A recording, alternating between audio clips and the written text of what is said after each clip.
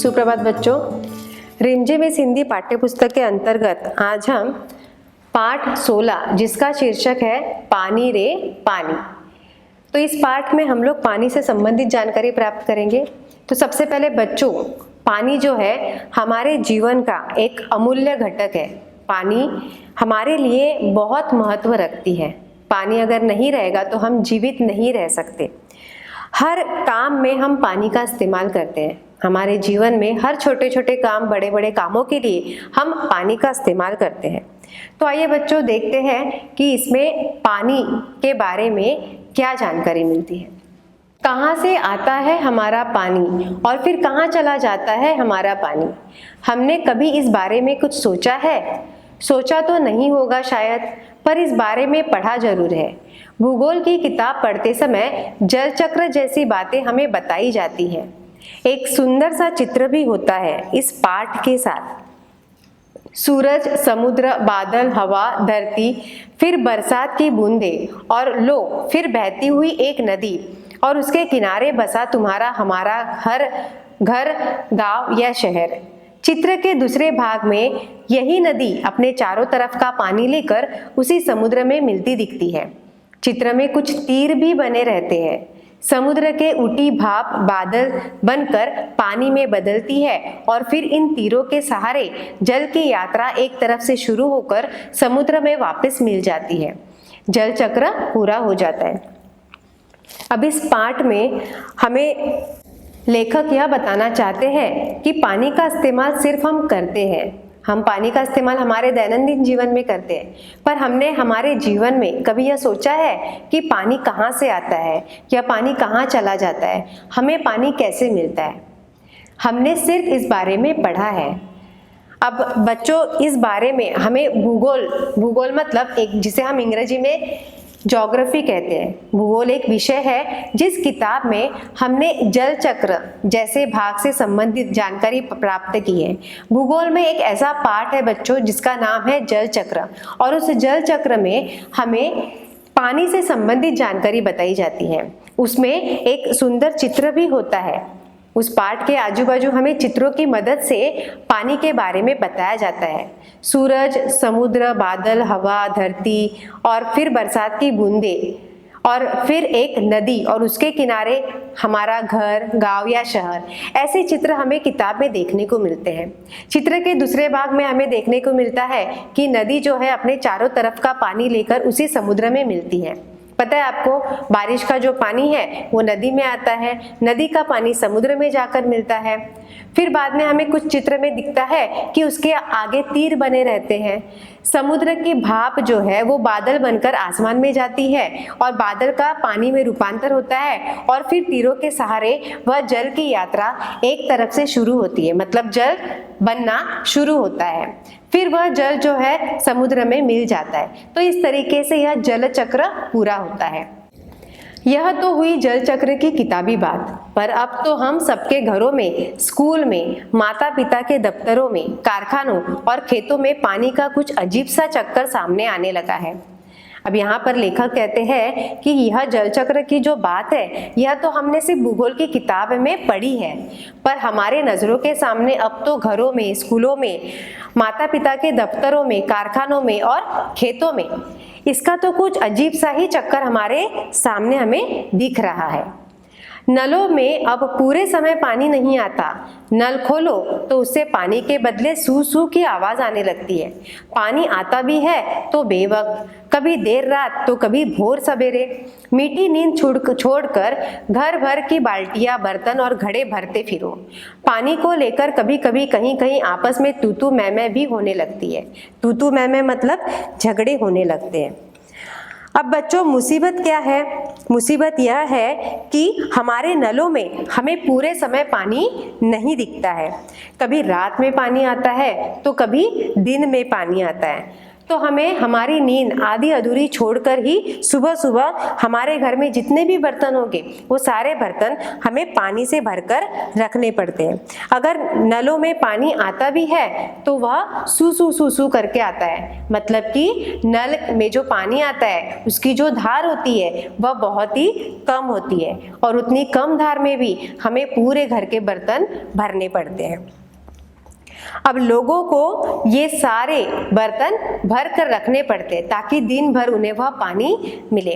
कभी कभी तो हमें यह भी देखने को मिलता है बच्चों कि इस पानी के कारण लोगों में आपस में तू मैं हो जाती है। तू मैं मतलब झगड़े भी होने लगते हैं।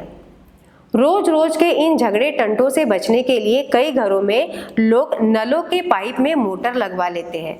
इससे कई घरों का पानी खींचकर एक ही घर में आ जाता है। यह तो हम अपने आसपास का हक छीनने जैसा काम है, लेकिन मजबूरी मानकर इस काम को मोहल्ले में कोई एक घर कर बैठे तो फिर और कई घर यही करने लगते हैं। पानी की कमी और बढ़ जाती है। शहरों में तो अब कई चीजों की तरह पानी भी बिकने लगा है।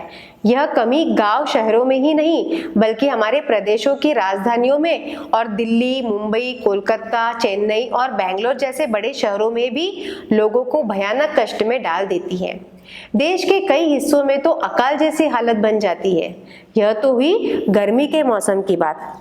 अब लोग क्या करते हैं बच्चों, जब उनके आपस में झगड़े होते हैं तो इन झगड़ों टंटों से बचने के लिए कई लोग क्या करते हैं, हमें पानी मिलना चाहिए इसलिए अपने नलों के पाइप में मोटर लगवाते हैं। अब ये मोटर क्या करती है बच्चों, ये मोटर जो है हमारे आजू बाजू के जो घर है उनके घरों का पानी खींच लेती है, जिससे मोटर की सहायता से हमारे घर में ज्यादा पानी आता है। मतलब पानी का बहाव जो होता है वो ज्यादा होता है।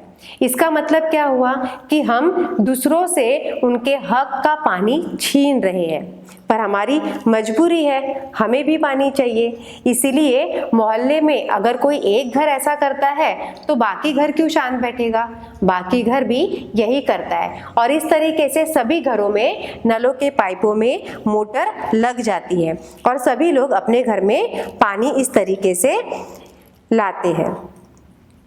परिणाम स्वरूप क्या होता है कि पानी की कमी होने लगती है। अब लोगों ने पाइप लगवा दिए जिसके कारण पानी की कमी और बढ़ जाती है। अब शहरों में तो हम देखते हैं कि हमें कितनी जगहों पर पानी बिकने लगता है। कभी कभी बच्चों देखो, हम कहीं बाहर जाते हैं तो हम बिस्लेरी की बोतल लेते हैं और वही बिस्लेरी की जो बोतल है हमें 20 रुपए में खरीदनी पड़ती है। पहले जहां पर पानी फ्री में मिलता था नदियों में, तालाबों से, आज वही पानी हमें खरीद कर पीना पड़ता है। यह कमी जो है यह गांव शहरों में ही नहीं है, तो हमारे जो बड़े बड़े राज्य हैं, बड़े बड़े प्रदेश हैं, जैसे कि दिल्ली, मुंबई, कोलकाता, चेन्नई, बेंगलोर, ये ऐसे बड़े बड़े शहरों में भी पानी की कमी हमें नजर आती है और यह पानी की कमी बहुत भयानक कष्ट में हमें डाल देती है। देश के कई हिस्सों में तो अकाल मतलब कि पानी की महामारी जैसी हालत भी बन गई है और ये जो परिस्थिति होती है बच्चों, ये होती है गर्मी के मौसम में। लेकिन बरसात के मौसम में क्या होता है, लो सब तरफ पानी ही बहने लगता है। हमारे तुम्हारे घर, स्कूल, सड़कों, रेल की पटरियों पर पानी भर जाता है। देश के कई भाग बाढ़ में डूब जाते हैं। यह बाढ़ न गाँव को छोड़ती है और न मुंबई जैसे बड़े शहरों को। कुछ दिनों के लिए सब कुछ थम जाता है, सब कुछ बह जाता है।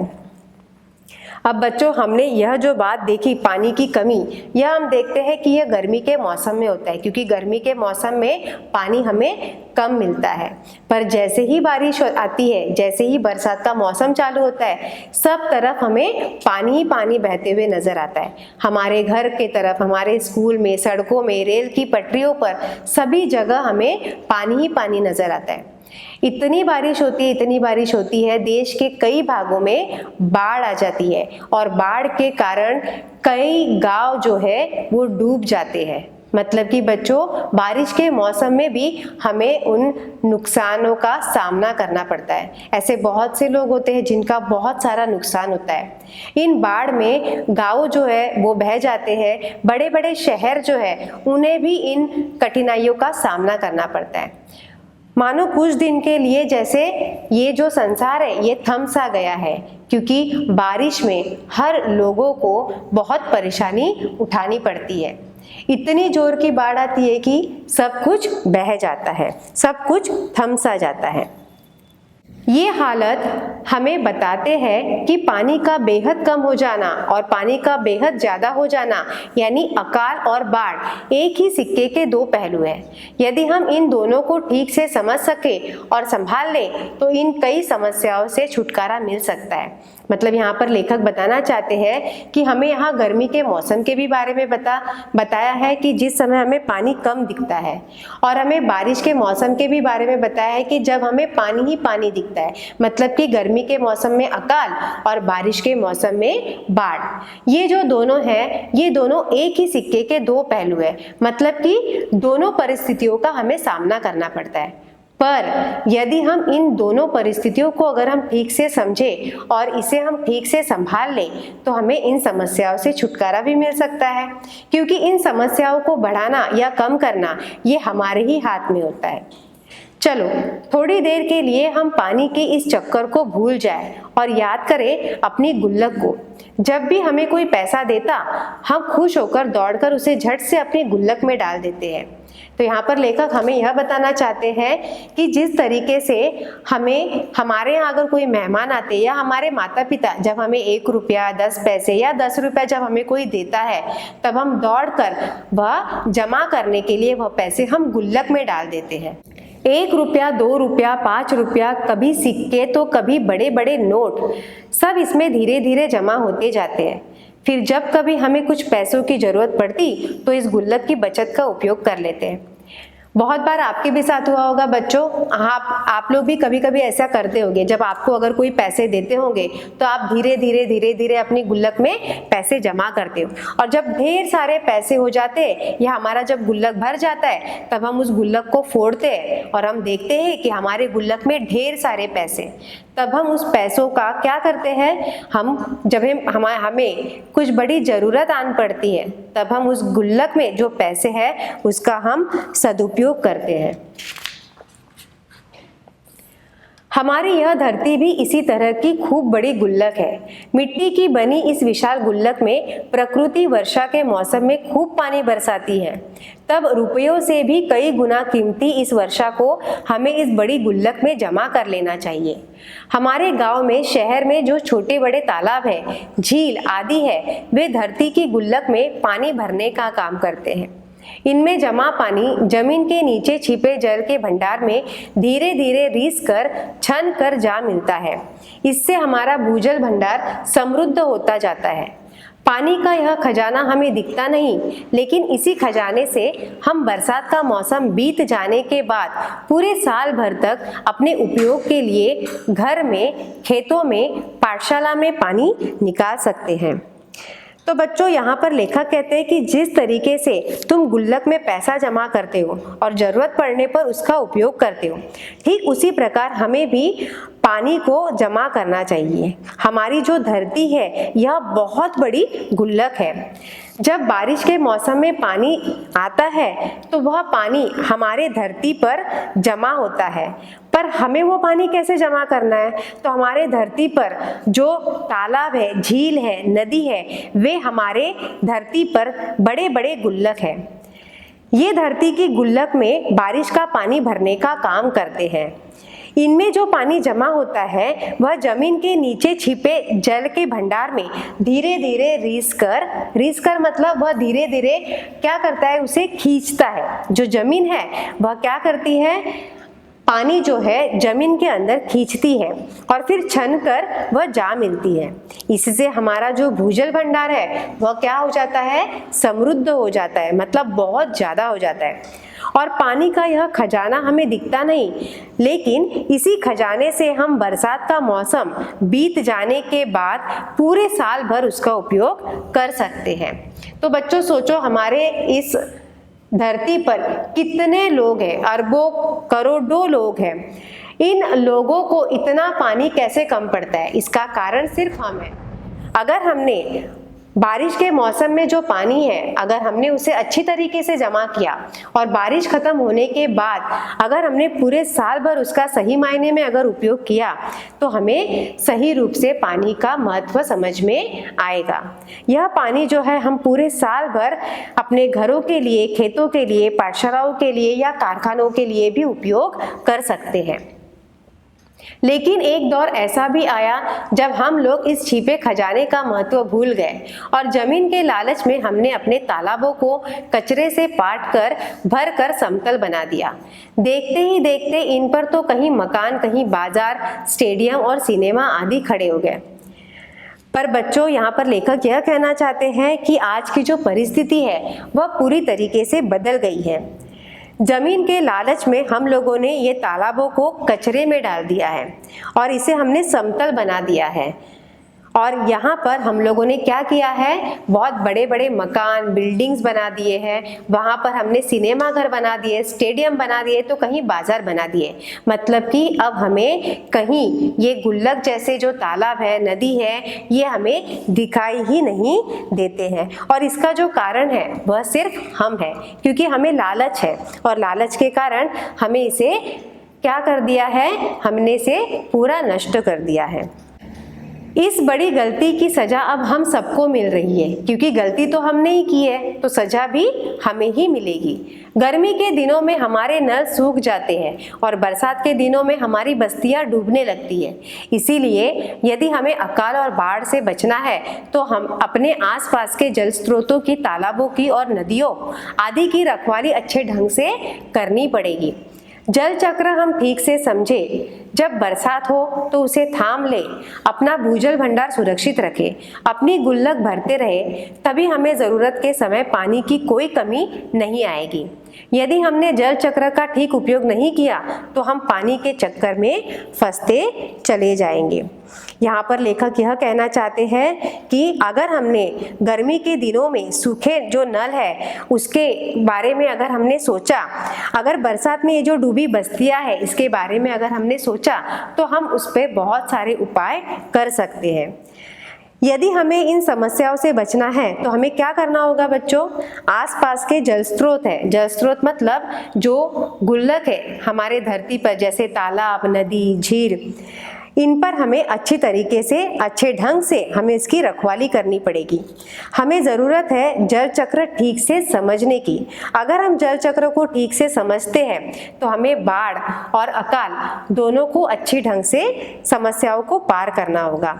बरसात में हम उसे थाम सकते हैं और भूजल भंडार को सुरक्षित रखने और अपनी गुल्लक भरते रहने की समझ हम में आ जाएगी, तभी हम पानी की कमी से उबर पाएंगे। तो इसीलिए लेखक हमें यही बात कहना चाहते हैं कि हमें जो पानी का जल चक्र है उसे समझना बहुत जरूरी है, ताकि हमारे जीवन में अकाल और बाढ़ इन जैसी समस्याओं को हमें छुटकारा मिले। तो इस तरीके से यह पाठ यहाँ समाप्त होता है।